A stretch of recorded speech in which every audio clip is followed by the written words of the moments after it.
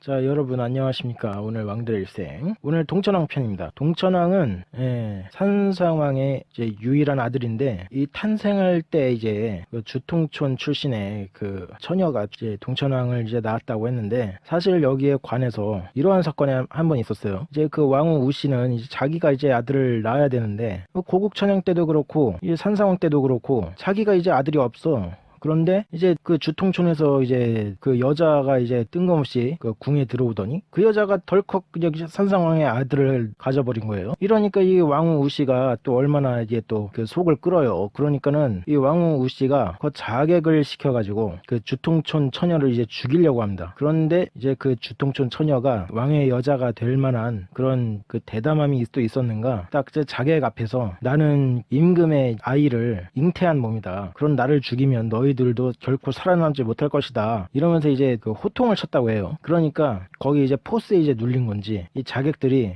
그 주통촌 여자를 죽이지 못하고 이게 물러납니다. 그래서 이제 그 주통촌 처녀가 이게 산상왕의 아들을 이렇게 낳았는데, 그 아들이 동천왕이 되는 고우이거예요. 그 아명은 이제 그 제사 때 이제 쓸 돼지 관련을 해가지고 이게 교체라고 했는데, 나중에 이제 성인이 되고 나서 이름을 바꾼 모양이에요. 아무튼 동천왕이 이렇게 산상왕의 뒤를 이어서 임금이 됩니다. 그리고 이제 동천왕이 이제 왕이 되고 나서도 그 왕후 우씨한테 좀 시달림을 받았는데, 그 왕후 우씨한테도 그 동천왕이 아주 극진히 잘 대해줍니다. 사실 이 왕후 우씨가 고국천왕의 정실이고 또한 산상왕의 정실이다 보니까 이제 동천왕한테는 숙모이자 어머니 뻘이 되지 않겠습니까? 그런데 그 동천왕이 이 왕후 우씨가 죽을 때까지 이제 잘 극진히 모셨다고 합니다. 이것만 봐도 이게 동천왕이 성격이 굉장히 이제 어지럽다고 해요. 그리고 이때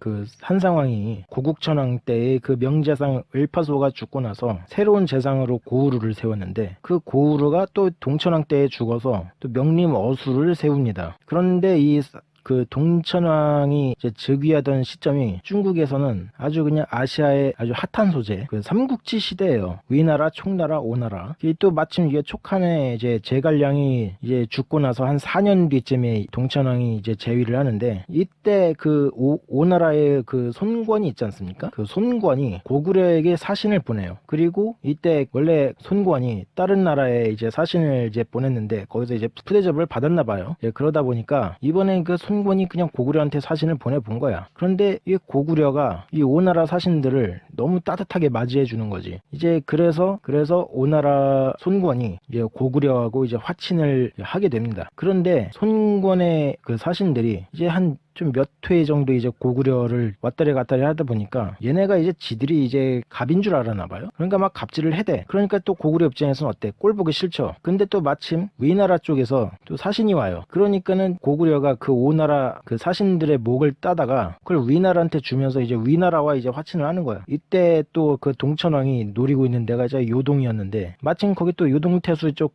공손 씨가 거기서 이제 독자적인 세력을 이제 구축을 하고 있잖아요. 그러니까 그 위나라 입장에서도 그 고구려 입장에서도 그 공손 씨를 빨리 어떻게든 몰아내야 되는 거야. 그러니까 이게 적이 같으니까 고구려하고 이제 위나라하고 이제 손을 잡고 그 공손 씨 정권을 찍어 내립니다. 그래갖고 이제 공손 씨 정권이 이제 그 몰락을 하게 돼가지고 이제 요동이 이제 비게 돼요. 그러면은 이제 또 어때? 이제 위나라 측에서도 저 요동이 이제 탐나고, 저 고구려 입장에서도 요동이 또 탐이 나요. 그러면 당연히 이게 고구려하고 위나라하고 이제 그 요동 그 공손 씨 정권이 있었을 때는 서로 이제 연합하고 이제 친구였는데, 이제 그 공동의 적이 이제 없어져 버리니까 바로 그 요동을 놓고 이제 패권을 다투는 라이벌이 돼버린 거예요. 그래갖고 결국에 먼저 고구려가 그 요동의 서한평을 이제 공격을 합니다. 그런데 여기서 이제 그 당시 이제 위나라 이제 황제가 그 조조의 아들 조비였는데, 이게 조비가 이제 그 사실을 이제 듣고 나서 이제 화가 나죠. 그러니까는 그 유주사사 관구검을 보내가지고 그 고구려를 이제 대대적으로 이제 침공해 옵니다. 그리고 동천왕의 군대는 이 보병하고 이제 기병하고 좀 상성 이런 거를 좀 몰랐는가, 관구검의 군대한테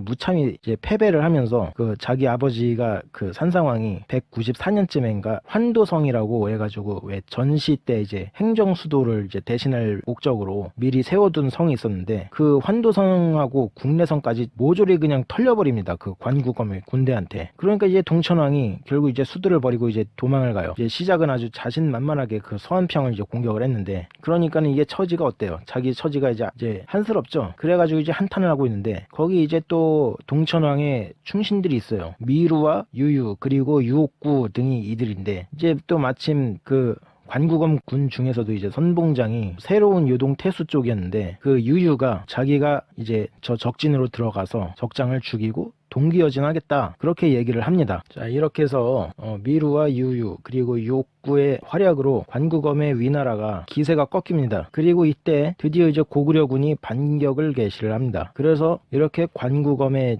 침입을 이렇게 격퇴를 하게 돼요, 최종적으로는. 그래서 이제 동천왕이 그 위나라 군에 쫓겨갔다가 이제 위나라 군이 이제 물러간 상태에서 이제 다시 이제 수도로 돌아와 보니까 수도가 이제 완전히 폐허가 돼가지고 결국 그 수도를 임시 방편으로 해서 동쪽으로 이제 수도를 옮깁니다. 사실 이 동천왕이라는 왕후가 이래서 얻어진 거예요.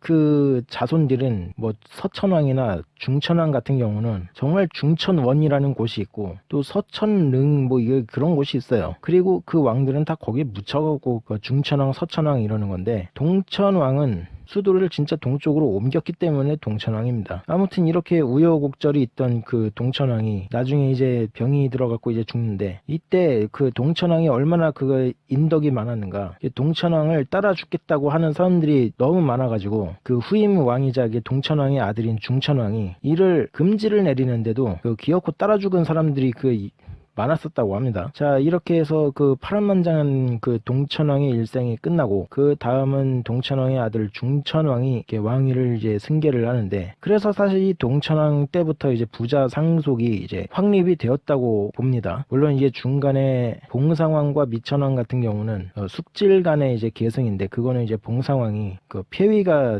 되면서 그 왕조가 좀 전환이 됐기 때문에, 이 미천왕 밑으로는 고구려가 다 그냥 미천왕 왕조예요. 미천왕의 후손들입니다. 그 보장왕까지. 자, 그러면은 이제 다음 시간으로는 그 중천왕에 대한 얘기를 해 보도록 하겠습니다. 자, 동천왕의 일생 여기까지고요. 그러면 다음에 중천왕 편으로 다시 찾아뵙도록 하죠. 그럼 여러분 안녕히 계십시오.